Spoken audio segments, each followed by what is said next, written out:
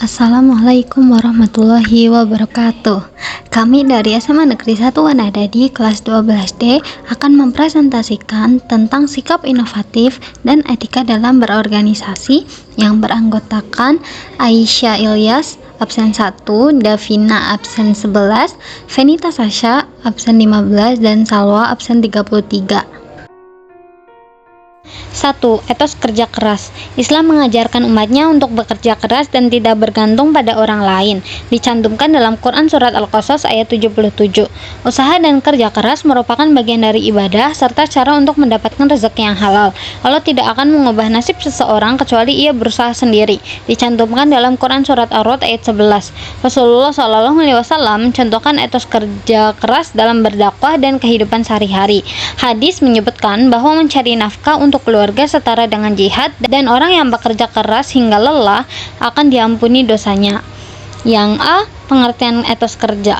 Etos kerja adalah sikap, semangat, dan nilai-nilai yang mendorong seseorang untuk bekerja dengan tekun, disiplin, dan bertanggung jawab. Dalam Islam, etos kerja ditekankan sebagai bagian dari ibadah dan bentuk syukur atas nikmat Allah.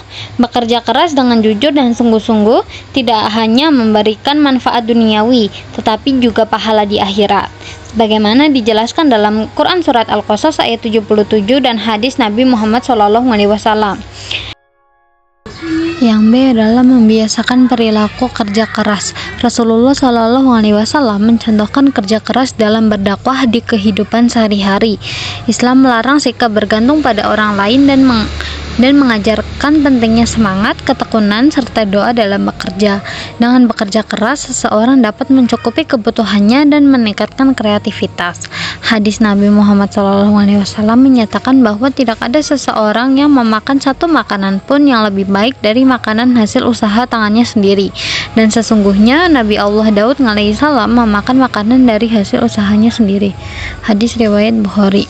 Selanjutnya yang C, budaya bekerja keras. Hadis menegaskan bahwa Allah mencintai hamba yang bekerja dan terampil. Mencari nafkah untuk keluarga dihargai setara dengan jihad di jalan Allah. Dijelaskan dalam hadis riwayat Ahmad yang artinya sesungguhnya Allah suka kepada hamba yang berkarya dan terampil, yaitu profesional atau ahli. Barang siapa bersusah payah mencari nafkah untuk keluarganya, maka dia serupa dengan seorang mujahid di jalan Allah Azza wa Jalla. Hadis riwayat Ahmad. Selain itu, Rasulullah juga bersabda, barang siapa yang di waktu sore merasa capek atau lelah lantaran pekerjaan kedua tangannya, yaitu mencari nafkah, maka di saat itu diampuni dosa baginya. Hadis riwayat Tabrani. Oleh karena itu, kerja keras harus menjadi budaya dalam kehidupan sehari-hari sebagai bentuk ibadah dan bertanggung jawab. Oke, selanjutnya yang D, hikmah kerja keras. Kerja keras memiliki banyak hikmah dalam kehidupan manusia, baik secara duniawi maupun ukhrawi. Islam mengajarkan bahwa usaha dan ketekunan akan menghasilkan keberkahan serta kesuksesan. Allah berfirman dalam Al-Quran yang artinya, sesungguhnya Allah tidak akan mengubah keadaan suatu kaum sebelum mereka mengubah keadaan mereka sendiri. Quran Surat Ar-Rod ayat 11. Hikmah dari kerja keras meliputi 1. Mendapatkan rezeki yang halal. Bekerja keras membantu seseorang memperoleh penghasilan yang halal dan berkah.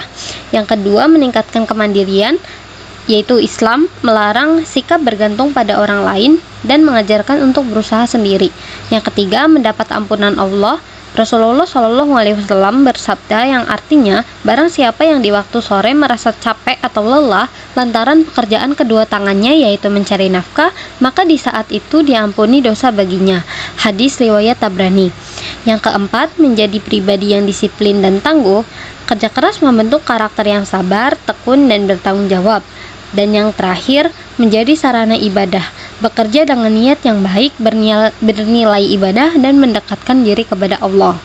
Dengan kerja keras, seseorang dapat mencapai kebahagiaan di dunia dan akhirat. Sebagaimana doa dalam Al-Quran yang artinya, ya Tuhan kami, berikanlah kami kebaikan di dunia dan kebaikan di akhirat, dan lindungilah kami dari azab neraka. Quran Surat Al-Baqarah ayat 201. Yang kedua adalah inovasi dan etika berorganisasi. A. Pengertian inovasi dalam berorganisasi. Inovasi dalam berorganisasi adalah proses menciptakan, mengembangkan, dan menerapkan gagasan baru untuk meningkatkan efektivitas dan efisiensi organisasi. Inovasi ini dapat berupa pengembangan strategi baru, pemanfaatan teknologi, peningkatan kreativitas, serta perbaikan sistem kerja agar lebih produktif dan adaptif terhadap perubahan zaman.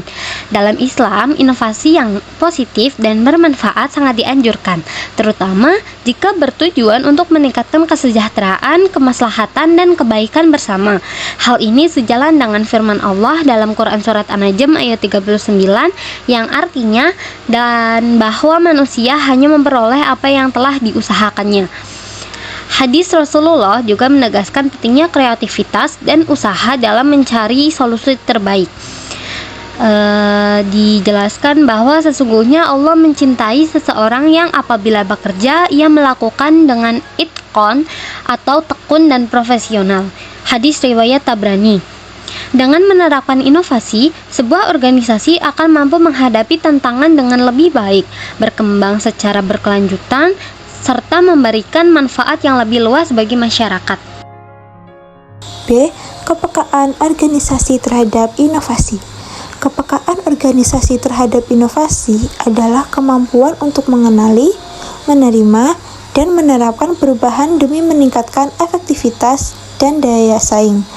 Islam mendorong sikap terbuka terhadap perubahan yang membawa kebaikan, sebagaimana firman Allah dalam Quran Surat Ar-Ra'd 13:11 yang berbunyi, sesungguhnya Allah tidak akan mengubah keadaan suatu kaum sebelum mereka mengubah keadaan mereka sendiri. Ciri-ciri organisasi yang peka terhadap inovasi. Yang pertama, terbuka terhadap perubahan dan ide baru. Yang kedua, mendorong kreativitas anggotanya. Yang ketiga, adaptif terhadap teknologi untuk efisiensi. Yang keempat, berorientasi pada solusi dan kemajuan. Yang kelima, berani mengambil risiko yang diperhitungkan. Hadis Rasulullah SAW menegaskan, sesungguhnya Allah mencintai seseorang yang apabila bekerja, ia melakukan dengan itqan, tekun, dan profesional. Hadis riwayat Tabrani. Organisasi yang peka terhadap inovasi akan lebih maju, produktif, dan bermanfaat bagi masyarakat. Selanjutnya C, yaitu keputusan inovasi dalam organisasi. Keputusan inovasi dalam organisasi adalah proses penentuan langkah-langkah untuk menerapkan pembaruan guna meningkatkan efektivitas dan daya saing organisasi. Keputusan ini harus dilakukan secara strategis dengan mempertimbangkan manfaat, risiko, dan kesiapan organisasi dalam mengadopsi perubahan. Islam mendorong pengambilan keputusan yang bijaksana dan berdasarkan musyawarah, sebagaimana firman Allah dalam Quran Surat Asy-Syura 4238. Dan bagi orang-orang yang menerima mematuhi seruan Tuhannya dan melaksanakan sholat, sedangkan urusan mereka diputuskan dengan musyawarah di antara mereka, dan mereka menginfakkan sebagian dari rezeki yang kami berikan kepada mereka. Faktor yang memengaruhi keputusan inovasi. Yang pertama, kebutuhan organisasi. Yang kedua, sumber daya yang tersedia, yaitu dana, SDM, dan teknologi yang mendukung. 3. Dampak dan risiko, yaitu keuntungan serta potensi hambatan yang mungkin muncul. Yang keempat, kesiapan anggota, yaitu kemampuan organisasi dalam menerima perubahan. Dan yang terakhir, dukungan dan musyawarah, yaitu pengambilan keputusan berdasarkan diskusi dan pertimbangan bersama. Yang selanjutnya yaitu D, ciri-ciri inovasi dalam organisasi. Yang pertama, memiliki tujuan yang jelas. Tentunya inovasi harus dirancang untuk mencapai tujuan tertentu yang bermanfaat bagi organisasi tersebut. Yang kedua, meningkatkan efisiensi dan efektivitas. Jadi harus mampu memperbaiki sistem kerja agar lebih cepat, mudah, dan produktif. Selanjutnya, bersifat kreatif dan adaptif. Menghasilkan ide baru yang kreatif serta dapat menyesuaikan diri dengan perubahan. Yang terakhir, memberikan dampak positif, yaitu inovasi harus membawa manfaat nyata dan mendukung perkembangan organisasi. Ditinjau dari sifat perubahan dalam Inovasi minimal ada dua kategori, yaitu satu, penghapusan atau elimination, merujuk pada proses menghilangkan atau meniadakan unsur-unsur tertentu dalam suatu sistem atau organisasi yang dianggap tidak lagi efektif, tidak relevan, atau menghambat perkembangan.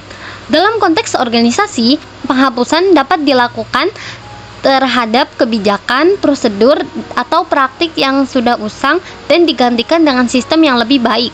Hal ini sejalan dengan prinsip perubahan dalam Islam sebagaimana firman Allah dalam Quran Surat Ar-Ra'd ayat 11 yang artinya sesungguhnya Allah tidak akan mengubah suatu kaum sebelum mereka mengubah keadaan mereka sendiri. Dengan melakukan penghapusan terhadap hal-hal yang tidak lagi bermanfaat, organisasi dapat lebih berkembang dan beradaptasi dengan perubahan zaman. Contohnya, menghapus mata pelajaran tertentu seperti mata pelajaran menulis halus, atau menghapus kebiasaan untuk senantiasa berpakaian seragam. Yang kedua, penguatan reinforcement, proses memperkuat suatu kebijakan, sistem, atau perilaku dalam organisasi agar lebih efektif dan berkelanjutan. Penguatan dilakukan terhadap aspek yang telah terbukti bermanfaat, sehingga dapat lebih terus diterapkan dan dikembangkan. Dalam konteks organisasi, penguatan dapat berupa peningkatan disiplin kerja, pemantapan budaya inovasi, atau pengembangan keterampilan anggota organisasi. Hal ini bertujuan agar organisasi semakin maju dan mampu menghadapi tantangan dengan lebih baik. Misalnya, upaya peningkatan atau pemantapan kemampuan tenaga dan fasilitas sehingga berfungsi secara optimal dalam permudahan tercapainya tujuan pendidikan secara efektif dan efisien.